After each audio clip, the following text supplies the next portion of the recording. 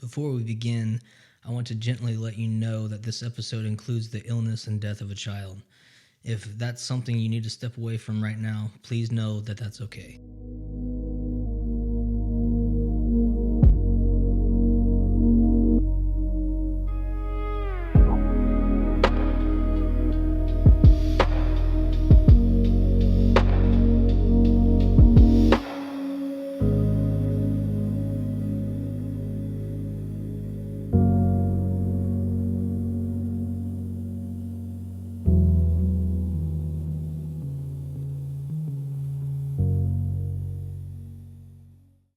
This is I Came Running.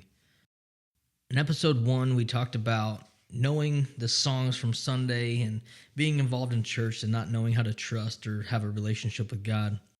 In episode 2, we talked about chasing other flames and slowly drifting away from faith altogether. This episode is where everything changes. And not because I finally figured things out or because I suddenly had faith again, but because suffering showed up and silence broke. I'm calling this one Hope Began to Call. From the outside, life looked fine. I was working, building a life.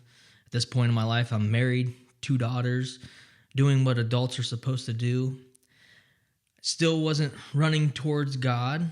I wasn't really thinking about Him much at all. Faith was still in the background, still boxed up in that basement. Still something I told myself I'd deal with at a later date. And then our son was born. For a while, everything felt normal. Late nights, exhaustion, all the things that come with having a newborn. Those quiet moments where you just stare at a baby and can't believe they're even real.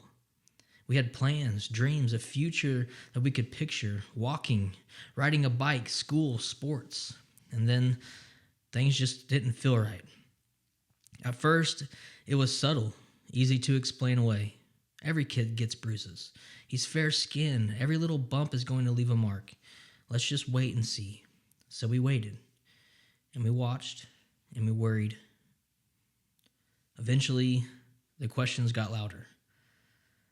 A doctor appointment, some blood work, and a phone call that felt like it came straight out of a horror movie. I don't even remember every word that was said. I just remember the weight. That kind that feels like an elephant sitting on your chest and just won't get up. The kind that makes everything else feel small and far away. Cancer. Leukemia. Our 5-month-old baby boy had cancer. From that moment on, life became hospital rooms and waiting, beeping machines, tiny IVs, words like treatment and prognosis that no parent should ever have to learn. Eventually, my FMLA at work ran out and I had to go back to work, 12-hour rotating shifts. Getting off at 4 a.m., sleeping until 9, driving an hour to the hospital, hanging out with my wife and my son for as little as I could, and then leaving and driving an hour back home to get dressed for work and then do it all over again. Then COVID hits. Hospital policies change. I had to go weeks without being able to see my wife or my son, months without seeing our daughters. And then the word his doctor warned us about and said there's really nothing left to do at that point. Relapse. So now my wife and son had to move to St. Louis. Over 2-hour drive now. The stress and the pressure. Wanting to numb this pain with alcohol like I used to do, but couldn't because what if they needed me there? What if I drank too much and I couldn't go? Or worse, I tried to make it and got killed or I killed someone else. Procedure after procedure, dose after dose of chemo, month after month, and then a year. We fought, we hoped, we begged. And then one day, our son died. There's no softer way to say that. No version that lands any easier. He was here, and then he was gone. Grief doesn't ask you what you believe. It doesn't wait until you're ready. It doesn't care how strong you think you are. It doesn't care how dependent you've been. It just shows up and it takes everything with it. And all the things I used to rely on, they disappeared. Distractions didn't help. Work didn't help. Trying to stay busy didn't help. The noise stopped working. And for the first time in a long time, everything went quiet. There came a night when I didn't know what else to do. I didn't have the right words. I didn't have theology. I didn't even know if I believed at all.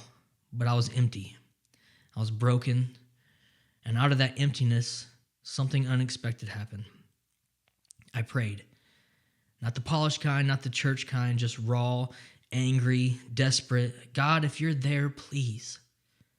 No promises, no bargains I couldn't trust myself to keep, just need.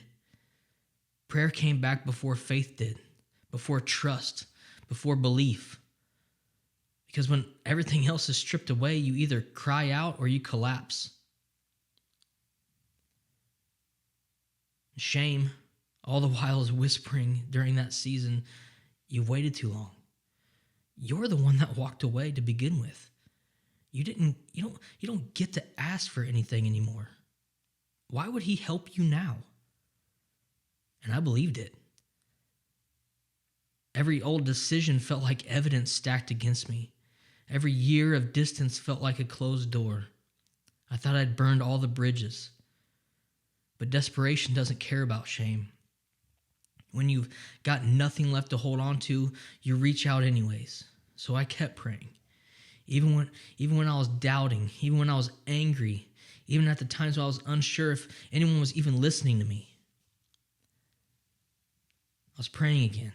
And not because I was strong, but because I was done. I was done pretending, done chasing, done acting like I had any control at all. And somewhere in those cries, something quiet started to happen.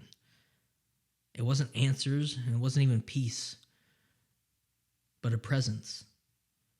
A sense that maybe I wasn't alone after all. Hope didn't rush in. It didn't fix anything. It just called. Softly, steadily, I'm still here. This isn't the breakthrough episode. This is just the valley floor.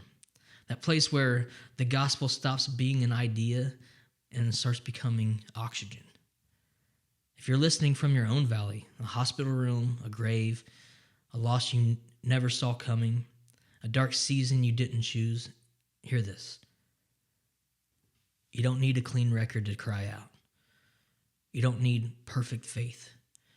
You don't need the right words. Desperation is enough. Next episode, we'll talk about what happened when grace didn't explain itself. It just showed up one day. But today, we stay here, where hope begins to call, even before you know how to answer. This is I Came Running.